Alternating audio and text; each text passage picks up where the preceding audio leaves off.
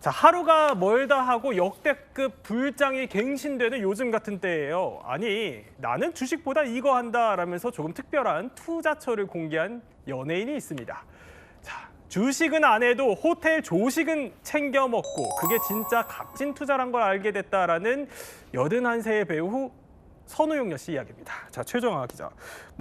주식 안 한다고 하셔가지고 다른 포트폴리오라도 있는 줄 알았어요. 근데 그게 아니라 호텔 조식 얘기입니다. 워낙 이제 선생님이 조식 사랑하는 게 유명하신데 여기에 얽힌 사연이 하나 공개됐더군요. 아, 나 비싸게 먹는 거 좋아해. 이런 뜻 아닙니다, 네. 여러분. 나는 건강에 투자하겠다라는 깊은 뜻이 있는데요. 이 해방둥이 원로 배우가 이 주식보다 더 중요하게 생각하고 투자하는 거 바로 조식입니다. 호텔 조식인데요.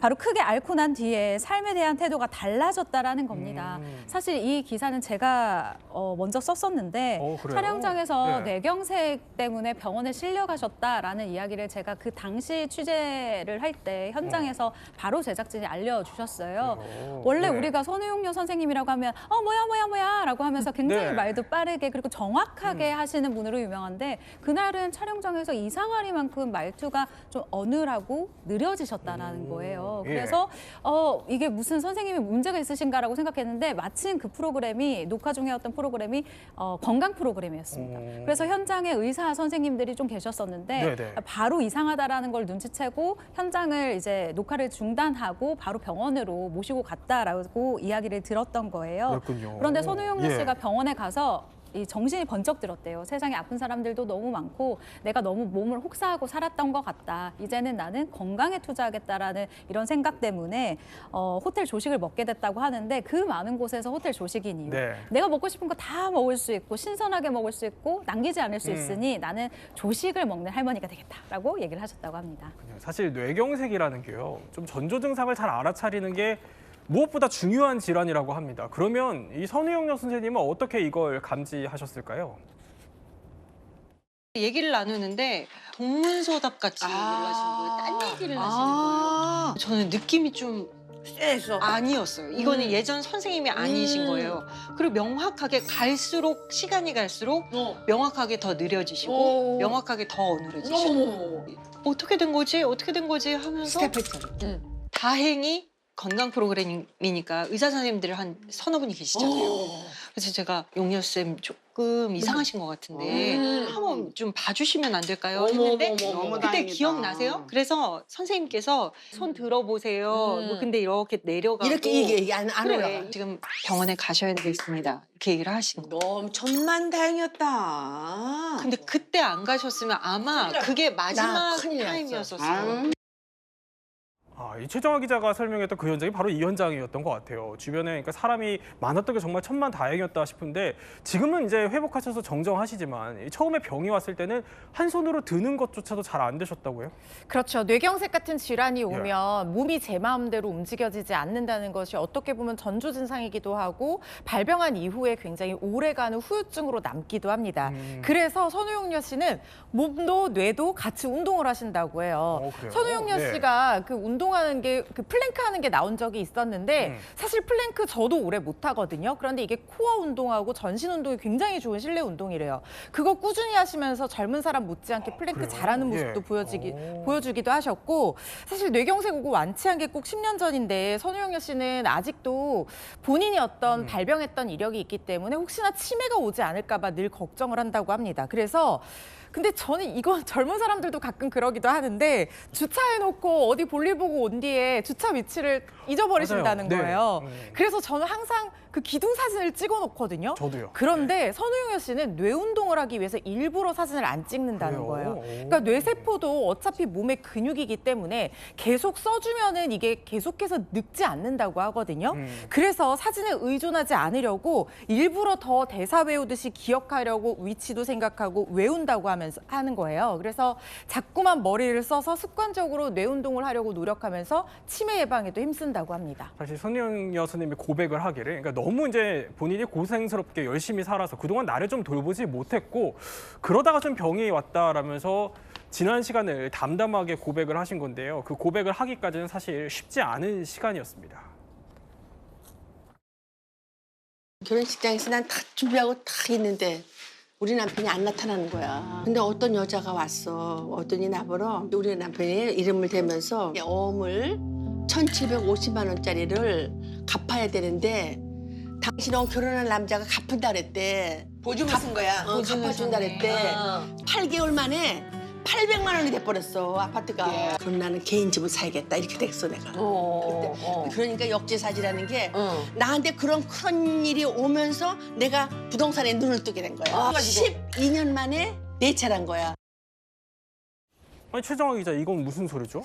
네, 선우용여 씨가 20대 초반에 예. 겪었던 정말 겪기 힘든 일인데요. 결혼식장에 신랑이 나타나지를 않았었던 거예요. 오. 알고 보니까 이 예. 남편이 아버지처럼 모시던 분의 이 선거 빚을 연대보증 썼다가 종로 경찰서에 구금이 된 상황이었습니다. 정신이 없죠. 남편을 예. 당장 나오게 할 수 있다라는 말에 서류를 읽어보지도 않고 도장을 쾅 찍었는데 그게 그대로 자신의 빚이 됐다고 합니다. 1,750만 원. 그러니까 현재 가치로는 200억 원이 넘는 막대한 빚이었는데요.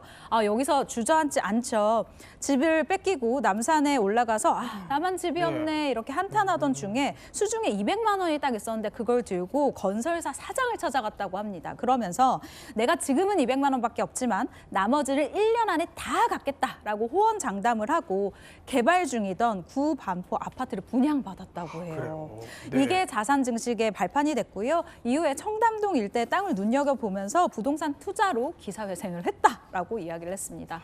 그렇게 그 이후에 이제 아등바등 또 집안을 일으키시면서 자신을 보면요, 배우, 스타가 아니라 직업인으로 생각하고 일했다. 그랬더니 이제 일이 좀 막 들어오더라라는 고백까지 이어지게 된 겁니다. 사실 아니 요즘 시대로 200억대 그 빚이 생긴 거예요. 근데 이게 20대 초반에 그 어린 나이잖아요. 이 어린 나이에 역경을 딛고 이거를 극복하기가 쉽지 않아요. 쉽지 않죠. 사실은 그런 일이 닥치게 되면 포기하거나 이런 경우도 많잖아요. 근데 네. 선우영녀 씨는 그렇게 생각하지 않았다고 그래요. 그러면서 출산 후에도 쉴 새 없이 일을 했대요.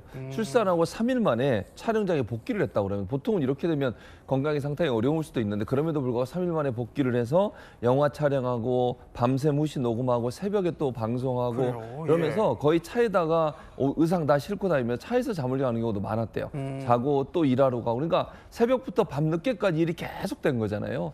그렇게 하면서 빚을 갚아가기 시작한 거예요. 그래서 이렇게 이어진 한 10년이랍니다. 10년 동안 열심히 돈 벌어서 본인이 갖고 있던 빚을 다 갚았다고 하고요. 그래요? 그러니까 얼마나 악착같이 살았는지를 볼 수 있는 것 같아요. 네. 근데 이제 선우영 씨 말에 보면 이런 말이 있어요. 나한테 닥친 일이니까 해야 할 일이라고 받아들였대요. 그래서 사람들은 좀 아니 나한테 왜 이런 일이 벌어지지 이럴 수 있잖아요. 그렇게 생각하지 않고 내가 해야 할 일이라고 받아들이고 그저 버텼고 그리고 일했고 끝까지 책임졌다. 이 말이 그 어린 나이에 겪었을 아픔들을 생각하니까 짠하기도 하고 대단하다는 생각도 듭니다. 정말요. 참 대단하다. 배울 점이 많다 이런 생각이 듭니다. 이렇게 선우영여 선생님도 앓으셨던 이 뇌경색이요. 이런 위기를 겪었던 또 다른 스타가 있습니다. 바로 대중 앞에선 언제나 시원시원한 목소리와 언변으로 기억되는 바로 이분입니다. 어느 날은 이게 기타를 쥐었는데 이게 내 맘대로 안 가. 안 되죠, 손가락. 그래서 그럼 피아노를 쳐다고 피아노를 옮겨가서 치는데 이것도 잘 안 돼. 뇌경색이, 미세한 뇌경색. 뇌경색이 온 거죠. 그때 우리 아버지처럼 반신불수가 되는 거지. 이게 터졌으면. 그러니까 조영남 선생님도 뇌경색을 앓으셨었어요? 네, 2010년에 뇌경색 초기로 입원을 했었던 적이 있는데요. 전조가 있었습니다. 몸이 피곤하고 어지러운데 말씀하신 것처럼 예. 기타도 이게 손이 마음대로 안 움직이고 피아노도 마음대로 칠 수가 없더라는 거예요. 이게 뭔가 싶다가 며칠 뒤에 집에 놀러 온 지인들한테 아우 내가 요즘 이런 일이 있다라고 얘기를 했더니 깜짝 놀라면서 이거는 당장 병원에 가야 된다라고 조언을 하더랍니다. 그중에 한 명이 그러니까 집에 놀러 온 지인 중에 한 명이 의대 교수였고 네. 뇌경색이 결국 판명이 됐대요. 스스로 이야기하길 잘못해서 이게 만약에 터졌더라면 아버지처럼 반인불수가 될 뻔했다라고 아찔한 기억을 고백했습니다. 그 이후로 이 위스키도 써서 못 먹겠다, 난 술도 끊었다라고 고백을 하기도 그래요. 했죠. 사실 이 뇌경색이라는 게 신속한 대처가 무엇보다 중요하다고 합니다. 보면은요, 자 이런 자가 진단법들이 있다고 하는데요. 그런데 보면은 말이 좀 어눌해지는 상황만으로는 이게 구별하기가 쉽지가 않아요. 왜냐하면 고령층들 사이에서는 그런 증상들이 꽤 있기 때문이겠죠. 이런 전조 증상 반드시 기억을 하셔야 될 것 같은데 그래서 그 조영남 선생님 지금 좀 괜찮으신 건가요? 다행히 이게 경미할 때 입원을 해서 예. 제때 치료를 받았기 때문에 지금은 증상이 호전돼서 퇴원하고 잘 지내고 계신다고 아, 합니다. 그래요? 예. 그렇지만 조영남 쌤도 계속해서 운동을 하면서 자기 관리의 끈을 놓지 않고 계시는데요. 자전거 타고 2시간 정도 산책하고 골프하면 또 많이 걷잖아요. 골프도 친다 이렇게 얘기를 하셨습니다. 내 나이에 운동 안 하면 그 다음날 못 산다라고 하는데 예전에 선배들이 운동 다이어트 때문에 하는 거 아니다. 살려고 하는 거다 말씀하셨는데 그 말이 정말 꼭 맞다는 생각이 듭니다. 그리고 평소에 건강을 위해서 고칼로리 고지방 음식 피하고 뭐 등푸른 생선이라든가 신선한 채소 같은 거 많이 드신다고 하는데요. 네. 정말 주의해야 될 게 추운 날에도 그렇지만 이렇게 지금 봄으로 바뀔 때 아침 저녁으로 일교차가 심해지면 혈관이 수축할 수 있거든요. 이때 연세 드신 분들 더 조심하셔야 될 것 같습니다. 네.